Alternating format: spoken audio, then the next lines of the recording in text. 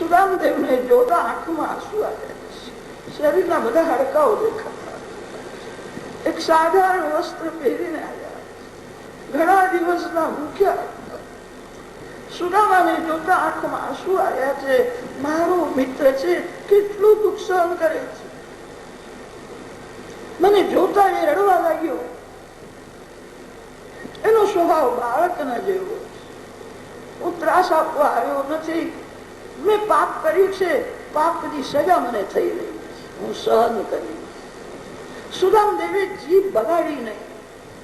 શ્રી કૃષ્ણ વારંવાર પૂછે છે, સુદામદેવ માગતા નથી.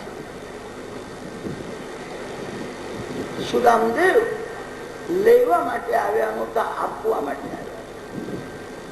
સાંભળ્યું છે મારા શ્રી કૃષ્ણ રોજ 56 ભોગનું ભોજન કરે છે. રાજાધિરાજ છે. હું પ્રેમથી આ મુષ્ટિ પૌવા સુદામદેવ ને આપવાની ઈચ્છા છે, પ્રેમમાં લેવાની ઈચ્છા થતી નથી. જ્યાં લેવાની ઈચ્છા છે ત્યાં મોહ છે. એ શુદ્ધ પ્રેમ નથી. સુદામદેવ આપવા માટે આવ્યા. લૌકિક દૃષ્ટિથી મુષ્ટિ પૌવા છે તે સુદામાનું સર્વસ્વ છે.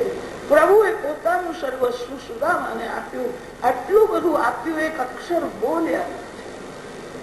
સુદામા જેવો બ્રાહ્મણ થયો નહીં, દ્વારકાનાથ જેવો કોઈ ઉદાર થયો. સોનાની દ્વારકા છે. સુદામા પુરી અને દ્વારકા એક થાય.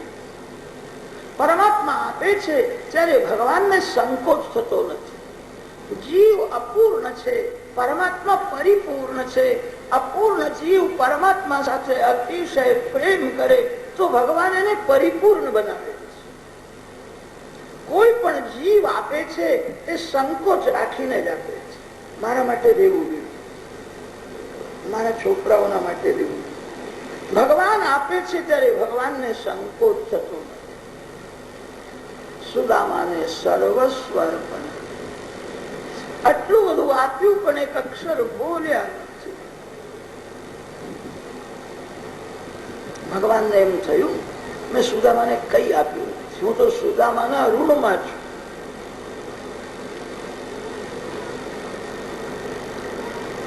ભગવાનને ઋણમાં રહેવાની આદત છે.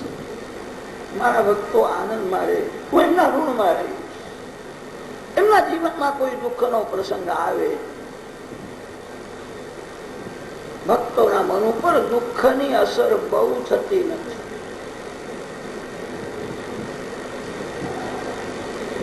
ભગવાનની ભક્તિ ભગવાનના માટે કરો.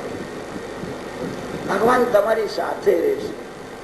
ભગવાન જેની સાથે રહે છે એના મન ઉપર સુખ દુઃખની બહુ અસર થતી નથી. ગોપી પ્રેમ અતિ શુદ્ધ છે. ગોપી પ્રેમમાં કામનો ગંધ નથી. ગોપીને કોઈ સુખ ભોગવવાની ઈચ્છા નથી. ગોકુળ છોડીને મથુરામાં ગયા છે ત્યારે ગોપીઓને બહુ દુઃખ થયું છે. ગોપી પ્રેમથી શ્રી કૃષ્ણનું સ્મરણ કરે છે. સ્મરણમાં તન્મયતા થઈ આંખમાંથી આંસુ નીકળે છે. એવું લાગે છે ભગવાન મારી સાથે. ઉદ્ધવજી મહારાજ ગોપીઓને સમજાવવા માટે ગયા. ઉદ્ધવજી ગોકુળમાં ગુરુ થવા માટે ગયા. ગામડામાં રહેનાર ગોપી કઈ ભણેલી નથી, અભણ છે. એમને હું તત્વજ્ઞાનનો ઉપદેશ કરી. ઉદ્ધવજી ગુરુ થવા માટે ગયા હતા. ગોપીઓને સમજાવે છે આંખ બંધ કરો. બે આંખના મધ્યમાં લલાટમાં જ્યોત છે, એ તમારું સ્વરૂપ છે.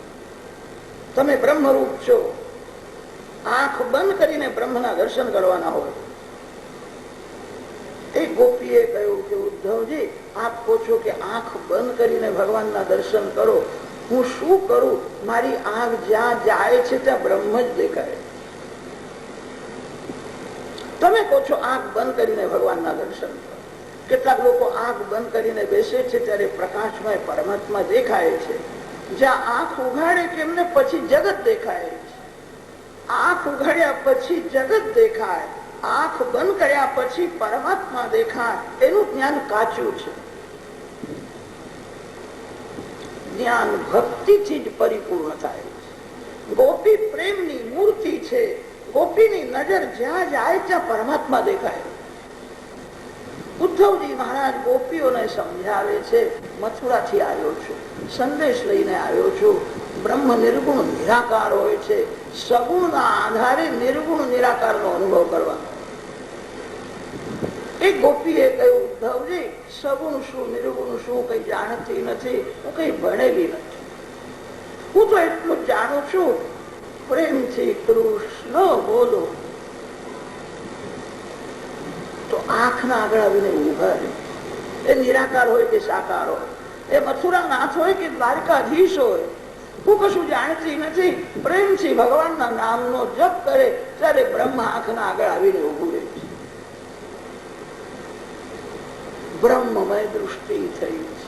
ઉદ્ધવજી વિચાર કરે છે, વ્યાખ્યાનમાં મેં અનેક વાર કહ્યું કે બ્રહ્મ વ્યાપક છે. વ્યાપક બ્રહ્મ મેં જોયું નથી, આ ગોપીઓએ જોયું. ગોપીને એવો અનુભવ થાય છે, ભગવાન મારી સાથે જ છે. ઉદ્ધવજીએ કહ્યું, મથુરાથી હું સંદેશો લઈને આવ્યો છું.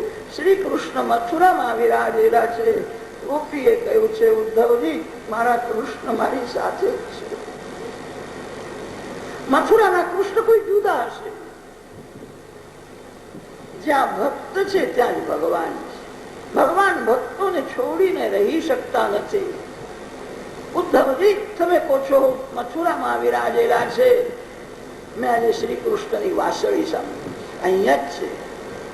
આ કદંબના ઝાડ ઉપર મને દર્શન થયા. વાસળી વગાડતા હતા. મને જોઈને ગાલમાં ધીરે ધીરે સ્મિતા હશે. અહીંયા જ બ્રહ્મ છે. એ ગોપીએ કહ્યું, ઉદ્ધવજી તમે કહો છો પરમાત્મા મથુરામાં છે. મથુરાના પરમાત્મા કોઈ જુદા હશે? ગોપીઓના કૃષ્ણ તો ગોપી સાથે જ રહે છે. ગઈકાલે સાયંકાળે જમનાજીના કિનારે મને મળ્યા હતા. અંધારું થયું. પૂજા ભરવા જતી હતી. મને એવી આદત પડી છે, કૃષ્ણ કૃષ્ણ કૃષ્ણ બોલ્યા વિના મન માનતું જ નથી. કૃષ્ણ કૃષ્ણ કૃષ્ણ કૃષ્ણ કીર્તન કરતી હું જતી. અંધારું થયું હતું, મને બરાબર દેખાયું નહીં. પગમાં કાંટો વાગ્યો. અંધારું થયું હતું. હવે આ કાંટો કોણ કાઢશે, કેવી રીતે નીકળશે? મને થોડી ચિંતા થઈ. એટલામાં મારા શ્રી કૃષ્ણ દોડતા આવ્યા. મારા પગનો કાંટો પ્રભુએ એમને પૂછ્યું હતું, તમે તો મથુરા ગયા હતા, મથુરાથી ક્યારે આવ્યા? ત્યારે મને કહ્યું, અરે બાવળી ગોપી, હું મથુરા ગયો જ નથી. હું તો તારી સાથે જ રહું છું. તારા વિના મને ગમતું નથી. હું તારા વિના રહી શકતો નથી. ભગવાન ભક્તોને છોડીને રહી શકતા નથી. ભક્ત ભગવાનથી અલગ રહી શકતા નથી. ભક્ત ભગવાન અંદરથી એક. મારી સાથે વાતો કરી, મને કહ્યું છે હું તારી સાથે જ છું. તમે કહો છો એ મથુરામાં છે, મને એ ગમતું નથી. ગોપી પ્રેમ અતિ શુદ્ધ છે. જ્યાં પ્રેમ છે ત્યાં પરમાત્મા છે. ગોપી પ્રેમમાં કામનો ગંધ નથી. ગોપીને કોઈ સુખ ભોગવવાની ઈચ્છા નથી. ગોપીઓનો સત્સંગ થયો ત્યારે ઉદ્ધવજીનો અભિમાન દૂર થયો છે. ઉદ્ધવજી ગોપીઓને વંદન કરે છે. બ્રજવાસી લોકો એવું બોલે છે, ઊંધો સીધો ગયો. ગોપીઓનો સત્સંગ થયો નહોતો ત્યારે ઉદ્ધવજી અક્કડમાં ચાલતા ચાલતા ઠસકમાં બોલતા હતા. હું ગૌડાયો છું, બધું જાણું છું. ગોપીઓના સત્સંગમાં આવ્યા પછી એમનો અભિમાન દૂર થયો.